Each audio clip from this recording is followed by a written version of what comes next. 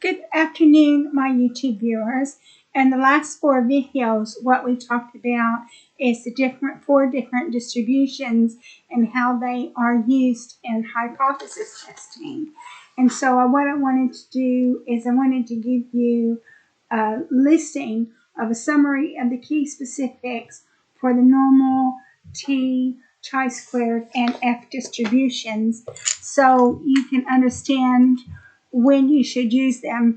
And the reason why I'm doing that is because I know someone who is actually a data analyst, and she said that when she took her statistic courses that she would ask the professor when she was supposed to use certain distributions, and he didn't give her an answer that she was satisfied with.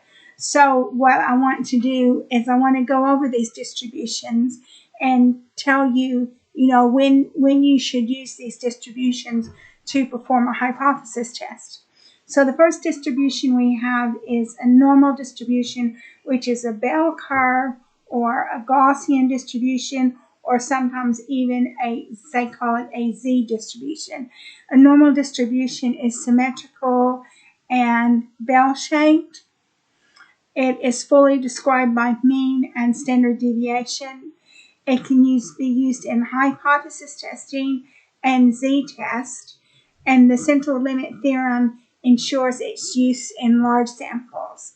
The key parameters of a normal distribution are the mean, and it determines the center.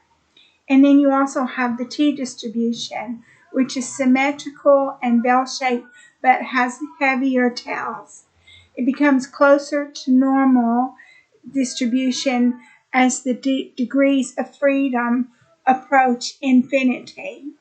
So the t-distribution is applied in small sample tests of means where population variance is unknown, and it's used in paired sample test and regression coefficients test. So the degree of freedom impacts the tail heaviness. And as we just said, that as the degree of freedom approaches infinity, the t-distribution becomes closer to a normal distribution.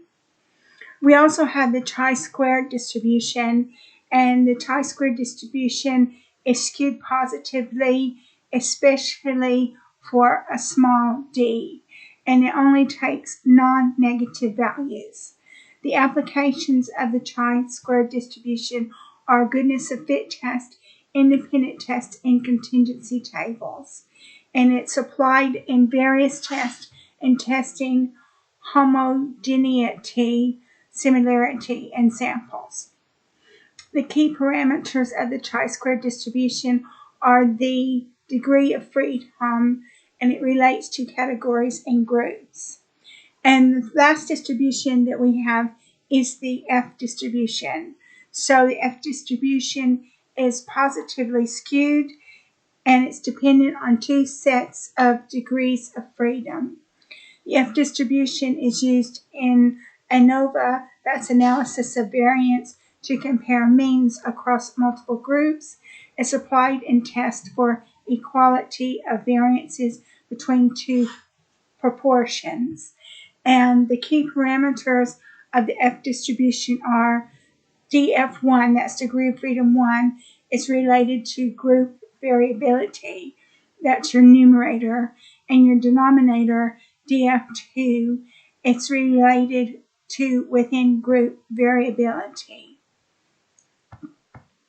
And so that's it. That covers the 4 distributions that have been covered in this course. And of course, there's lots more distributions that you could use, but we only used 4 in this course. So the next video, we're going to be talking about some more statistical concepts, but I just wanted to present this table to you of the 4 distributions that we use and how they're used and what their key parameters are, so you have a better idea of when you're supposed to use a particular distribution.